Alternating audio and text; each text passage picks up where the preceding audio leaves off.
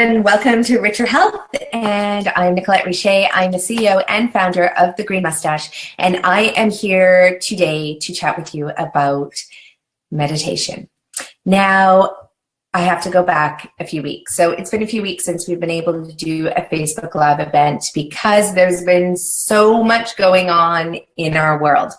So we are moving offices, we are renovating. We have had 4 to 5 staff for the last 2 years in 100 square feet of space. And if you don't know how much that is, it is tiny. So I'm 5 feet tall. If I spread my arms out this wide from finger to finger, that is 5 feet. Our office is 8 feet by 6 feet. And we have 2 of those office spaces, and we've had 4 to 5 people working out of them. So now we are moving into a much larger space where we can breathe, we can have time to think, so that we can run our business, because we now have 6 locations at the Green Mustache. And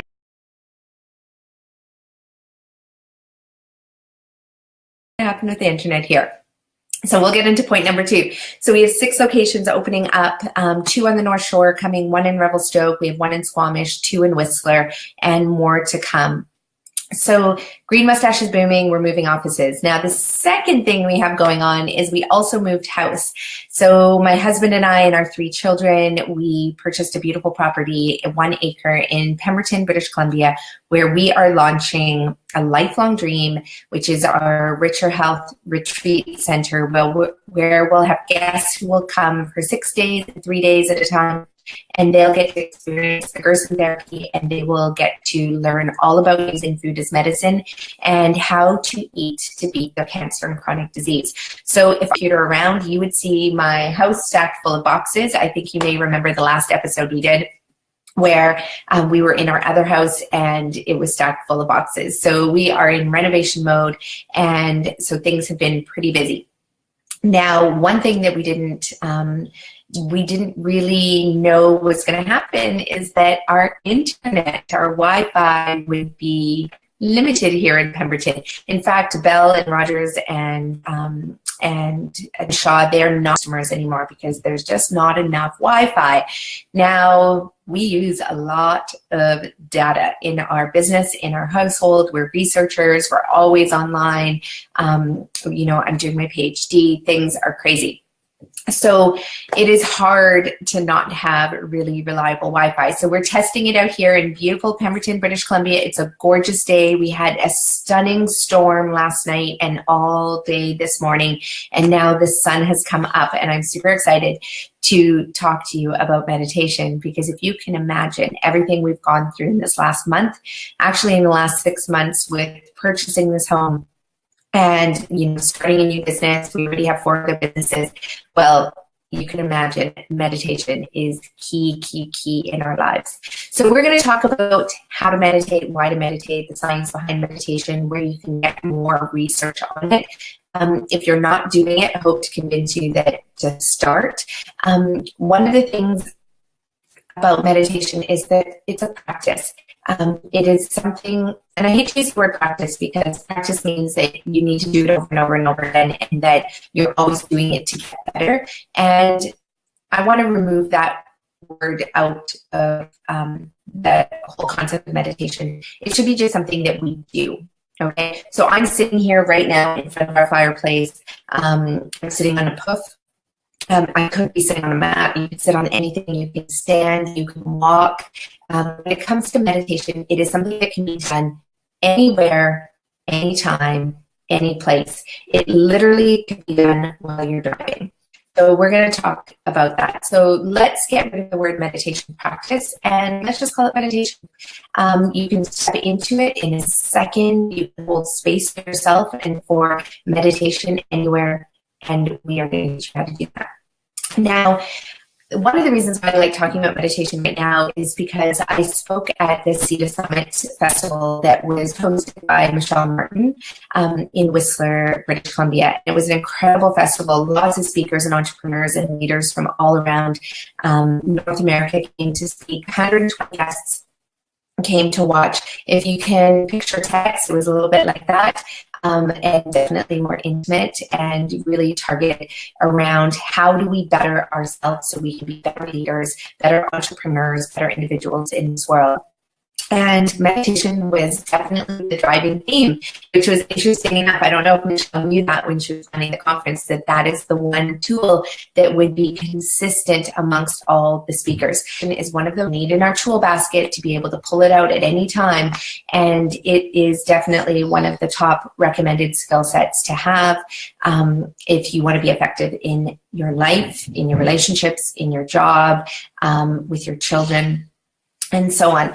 So one of the things that was very interesting is that there was a woman at the conference who got really just irritated, particularly by my topic, because I was talking about how to use food as medicine, but also by this whole theme of meditation, and, you know, saying that it was crap and that there was no legitimacy to it, and what is it?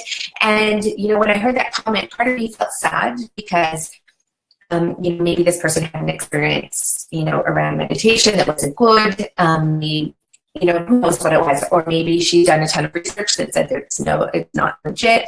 So before we even go further into that, I just want to talk about research, legitimacy, scientific proof, because again, it's really easy to say there's no science around anything. One thing I've come to know, though, is most people don't do research. Most people rely on Wikipedia, on Google, which is a great place to start to give you ideas of where to go.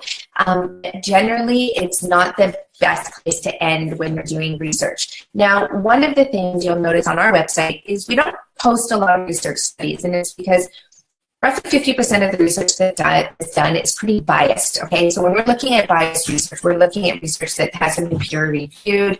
We're looking at research where the researchers are paid by somebody else to do the research. You know, we're looking at research sometimes where it's just a really bad study. Okay, so to do a single study costs about $50 million. So when it comes to meditation, just like when it comes to eating clean, real food, what you'll notice is there's not a hell of a lot of money to be made from eating clean, real, whole food. And there's probably not a lot of money to be made from meditation, unless you start developing the apps and, you know, put schools together, and you really need to turn it into a commodity to make money. Now, the number one question you should be asking yourself when you do come across research is who funded it? Who designed the study? Who carried out the study? Who wrote the study? Who peer-reviewed it? And was it a good study? So also, where did the money come from? Because $50 million is a lot, and a lot of us don't have that money in our back pocket to do research. So when it comes to any kind of research, I'm really wary about posting it because there's always good sides and bad sides. Now, the second point about research is anyone can get online, go into Google Scholar, get access to online medical journals and research journals and psychology journals and, you know, nutrition journals, all types of like peer-reviewed published articles. And at the end of the day, if I wanted to find 100 articles proving that meditation was legit, I could find it. But I could find articles proving that meditation wasn't legit. So what do you do with that information? Do you believe the research, and do I allow confirmation bias, so where I'm looking for research to confirm that my idea is correct? And do I, move through life holding that research as the end all be all? Or do I look at the research that says meditation or nutrition or, diet, it has no effect on health, and so therefore, I should hold that research at the end all be all and say, you know what, the research says meditation doesn't work, diet doesn't work. Now, I don't think either one of those answers is correct, because at the end of the day, I think what we need to do is we need to put into practice those things that we're researching and test it on ourselves. We need to use ourselves to some extent as a living laboratory. Now, I'm not saying go out there and drink gasoline or do anything that's going to harm you, but, when it's generally things that, isn't going to inflict harm, like yoga and meditation and diet, nutrition, eating whole foods, going to bed earlier, do you really need a study to show you that going to bed earlier is good for you? So I think we've come to rely on other people's research and data so much that we've forgotten how to think for ourselves. So what made me sad about this woman is that this woman's comment is the fact that, first of all, I got curious, not just sad, but curious to say, like, do you have a bad experience with meditation? Maybe meditation for you. Maybe you've never done it. Maybe you used to do it extensively and maybe it ruined your life. Who knows? It's a story, and we all have stories. And at the end of the day, I think what's important is to maybe not go around announcing that something's not legit or is legit, because at the end of the day, we can prove it otherwise. But you know what, to say, hey, why don't you try it on for size, see how it works in your body, in your mind, and then, share your findings with us. Okay, so that's the only comment I want to say about that. I talked a lot about that, more than I wanted to, but at the end of the day, it's really important that you need to try this on for size and see if it works for you. Now I'm going to tell you about my first meditation experience. I learned about meditating, I guess when I was about 19 or 20, living in this fantastic house with several other people. And we were just all into, growing our food and, drying out mints, which I actually have drying from every light fixture in my house right now. We had bushels and bushels of mint in our garden that my daughters picked. And now we're drying it to make tea, to have tea for the winter. So we lived in this house. We grew a ton of stuff. We were juicing. We were at that time, I would say practicing meditation, but we were just trying it out. We wanted to see how it worked. So I remember the first few times I meditated, I fell asleep. That was the days when I would stay up late, and I was probably very tired. And I would fall asleep meditating. I would, lay down and think that I would be able to stay with the meditation CDs, or back then maybe it was DVDs, or I don't know what it was, not DVDs, but probably Beta or VHS or something. So I fell asleep. No big deal, right? It was wonderful, fall asleep. I got rest out of it. So then I decided I needed to sit and meditate. And so that was wonderful. And so I would sit and meditate. I'd sit on a rock out by the river when I'd be walking my dogs. I would sometimes lean up against a tree in the woods and just, close my eyes. Sometimes it would be for 10 seconds. Sometimes it would be for 20 minutes. But, all different lengths, all different styles. Then I practiced with just looking at a candle. I figured I needed more focus because I knew that when I was sitting there, on my own, I would definitely get distracted. And so I apologize about the banging in the background. We are renovating, so we have contractors downstairs, and there's going to be lots of stuff happening. So, so meditation looked crazy if you look back, and wild and like an experiment. And that's exactly what it was. And that was okay because I was figuring it out for myself. Now, the type of meditation style that I eventually arrived at in my 20s that I seemed to love the most was a walking meditation, because I tended to always be moving from location A to location B, either walking my dogs, going to school. I always, went to school full time, worked full time. Then I had kids and I went to school and I was still working. And so, I always had a lot going on. And a lot of people see me rushing around, but what they don't see is what's going on in my mind while I'm rushing. So I want to share that with you because I think you can benefit from, maybe the way I meditate. So sitting in front of a candle didn't always work because I would often get down on myself for the fact that, I'm like, oh, I didn't meditate today. I didn't take the 20 minutes or the 1 hour to sit down, make a create a beautiful space and meditate. So walking meditation became my thing. And while I would walk and meditate, sometimes I would chant a mantra, and the mantra might be, and it really could be any saying. Sometimes it was a vowel sound, hey, over and over again in my mind. Sometimes it would be out loud when I was out in the woods by myself. If I was on a bus, going to university, I might sit on the bus and start making sounds on the bus. But, sometimes it was just breathing. Right? You can do that anywhere. Sometimes I do it when I'm driving. Sometimes my mantras are, a little bit more complicated. I used to teach yoga, so sometimes I would say, Om Namah Shivaya, Om Namah Shivaya, Om Namah Shivaya. And I would just focus on the road in front of me, check out the view, saying Om Namah Shivaya over and over again. Sometimes it was Sat Nam. That was a beautiful one when I was pregnant and nursing and with my babies. It's really about honoring the mother, honoring yourself, that I am. You can choose any mantra you like. It doesn't have to be a Sanskrit mantra. It could be, an Irish diddle. It could be something from your own culture. I tend to, gravitate towards Sanskrit mantras and more of the types of, meditation that you might hear in a yoga class. And that's because I taught yoga, but I'm also part Indian.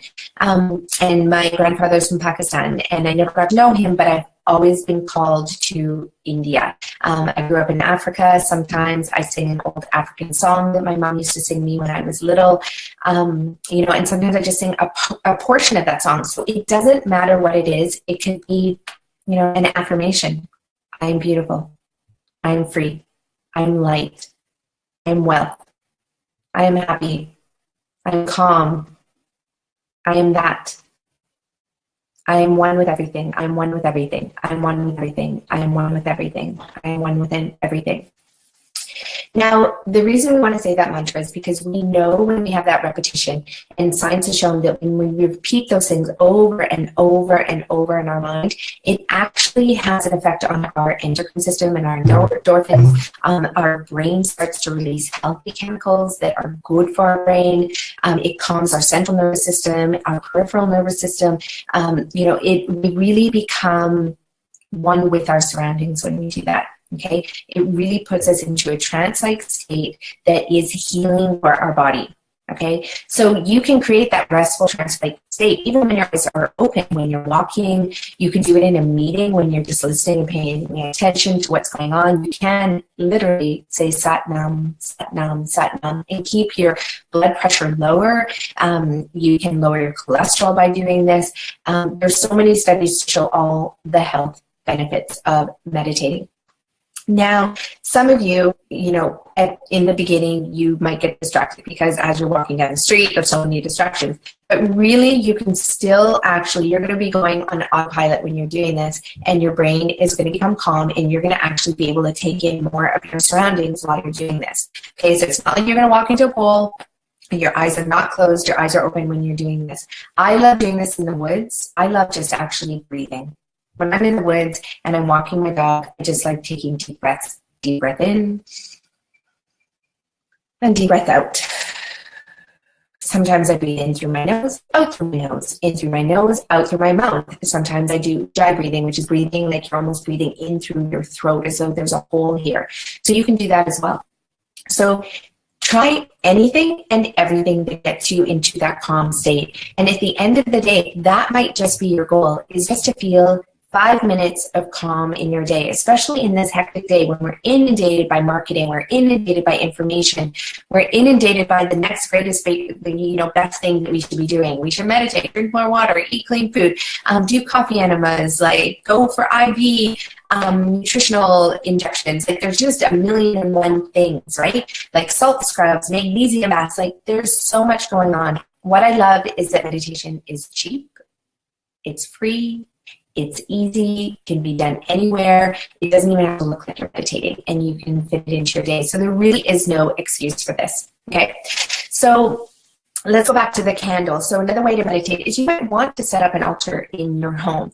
Every time I've tried to do that, my kids dismantle it. They love playing with the candles and the pictures and adding their own things to it. Sometimes it's Lego and Playmobil. Sometimes it's, they take the candle and want to burn it.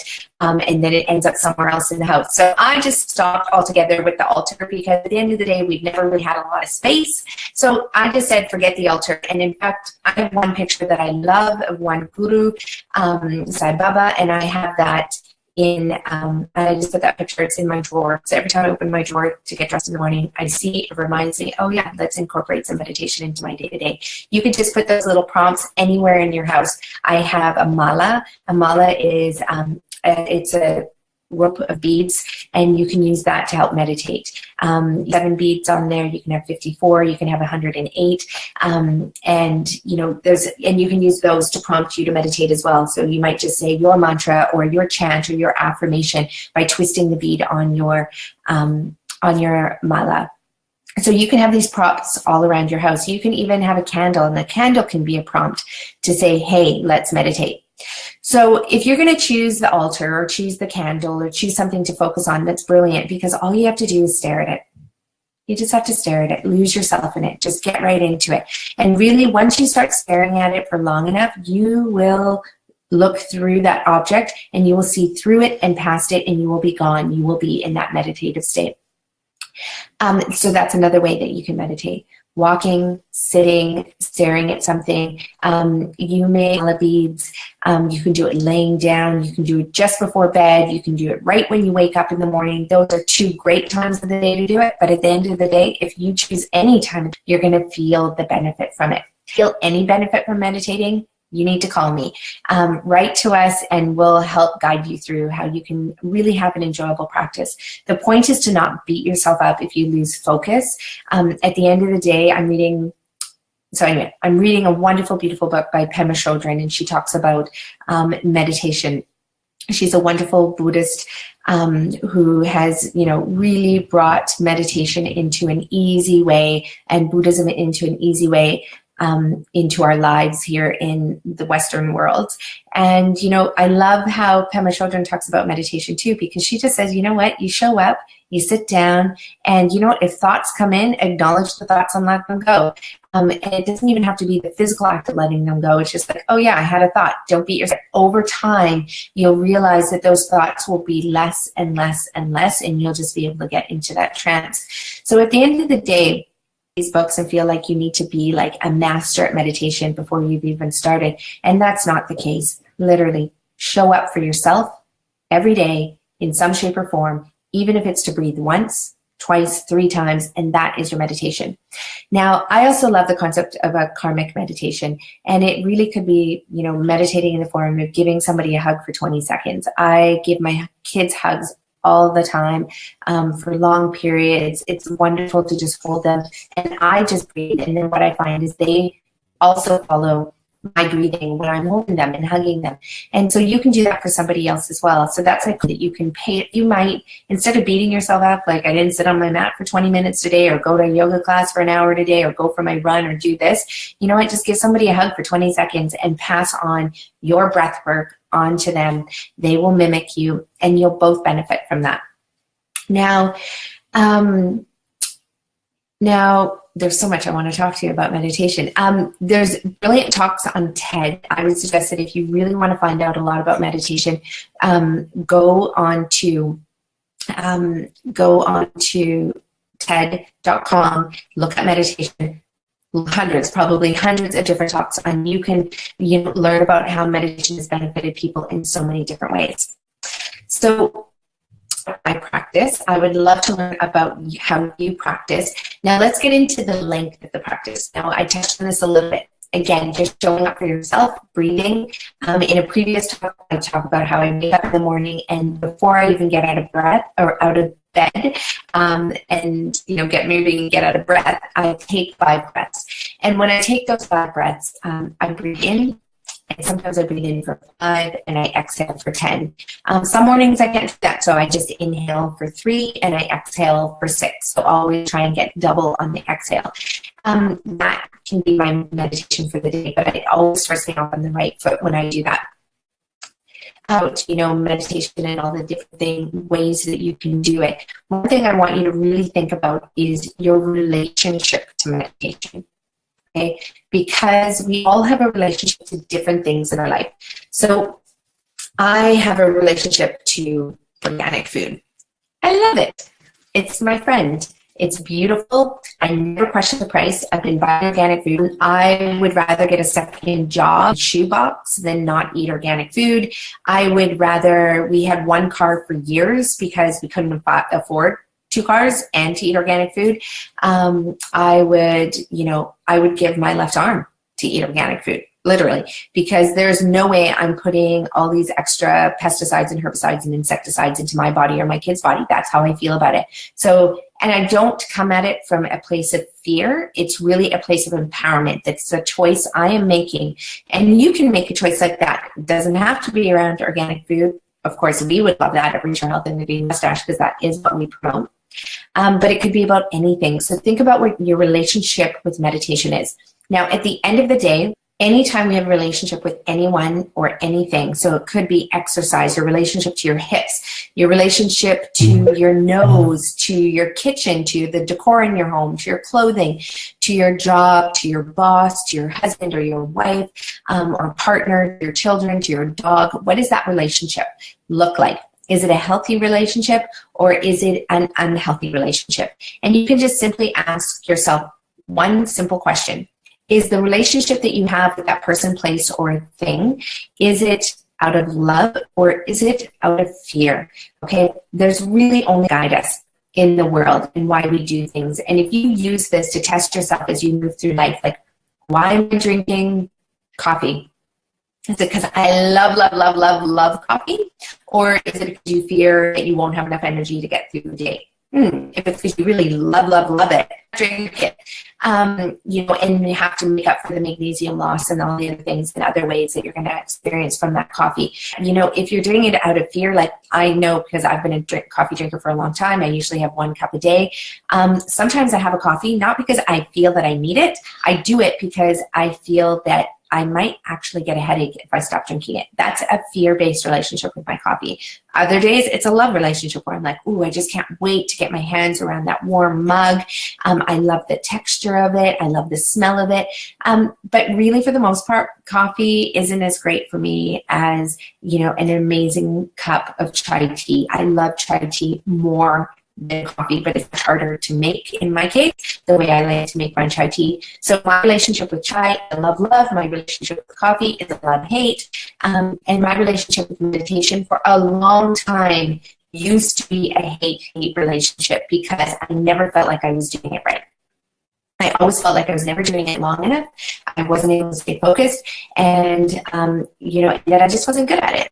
So I had to let that go, and really reading Pema Chodron's work helped shift me in my ability to meditate. So I was able to let go of any judgment on my meditations. I want you to think about your relationship with meditation. If you've never meditated before, I want you to think about it as you're moving forward. Is it a love-love relationship where you're like, yep, I can't wait to sit down or stand and walk or lay down and meditate? Or is it like, oh, I know I should meditate.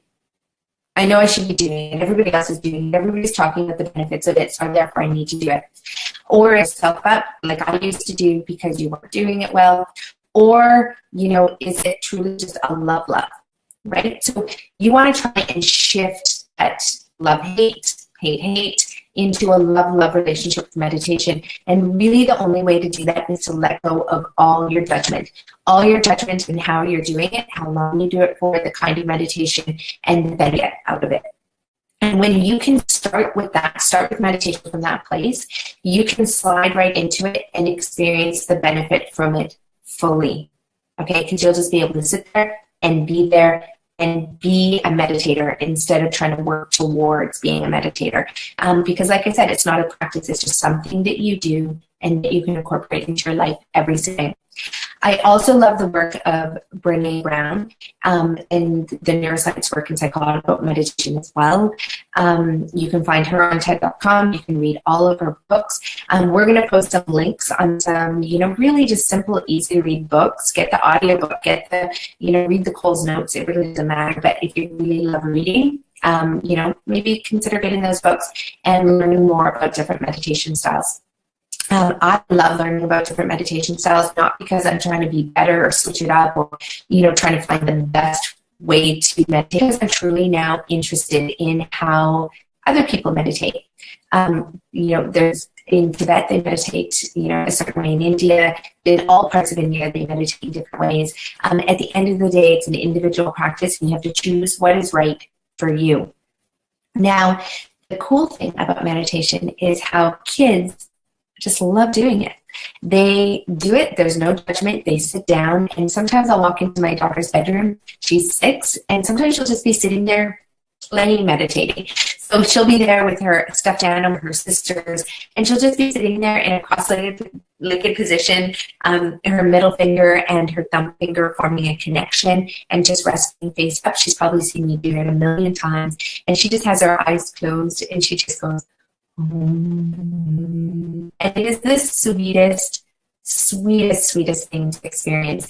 And she just does it, and sometimes it's for a minute. Sometimes I've seen her do it for an hour, and it's pretty spectacular. And I never ask her about it. I just say, you know, how she sometimes comments, sometimes she's going off playing. It doesn't matter. But you can instill this in your children as well. It doesn't have to be something that, you know, it's time to sit down and meditate. But if you do it, they will follow suit. And I noticed that with my children, with meditation, with eating food, with sleep habits, with so many different things, is that if you emulate it, first they will just copy you and they will just do it. And that is how you can build a meditation practice, let's get rid of that word, a meditation lifestyle with your family as well. Now, my husband, I wish I had asked him or told him that I was doing this talk today, because I would have loved to actually have his input on meditation, because I actually don't even know if he meditates at all. It's, you know, not something that, you know, he knows the benefits of it. He's amazing at holding space for himself in everything he does. He plays music. I would probably say that would be his answer. That's his meditation. And that can be your meditation as well. He's an incredible guitar player, and he'll just sit and play guitar for hours and hours and hours. And and it's beautiful. It's judgment around it, and he's always just doing it to learn. And it really does make him a better person. It makes him a better father. And at the end of the day, it's quite brilliant. I'd probably say that's his meditation. And it changes as well. I know running used to be his meditation as well. Running used to be my meditation, and it's not anymore. I have kind of a hate-hate relationship with running, and I'm really trying to switch it into a love-love, because there's a tiny part of me inside that still feels that I want to run. Maybe it'll be my meditation. Yoga can be your meditation. Breathing can just be your meditation. So we've talked a lot about meditation. I would love to see the research that you come up with. Share it with us. We will share it with others. We will, you know, continue to look for good articles and only post the ones where we truly feel that the research has been really well done. It's unbiased. And at the end of the day, people, just start doing it. And let us know how you feel. Take note of how you feel when you do it. And, you know, just bring it into your life, bring it into your family's life, into your friend's life. Incorporate at any time. It doesn't matter when, how, or with whom. How that goes. So thanks for sitting with us. Stay tuned for next week when we dive into more talks on how to cleanse your body. Today we talked about cleansing your mind through meditation, and cleansing your body and mind through food, through nutrition, through restoring disease, through getting the waste and the toxins out, and through cleaning up our lifestyle habits so we can live a long, abundant, invigorating life that we have here on this beautiful planet. So stay tuned until next Tuesday. Have an incredible day, everyone. Bye-bye.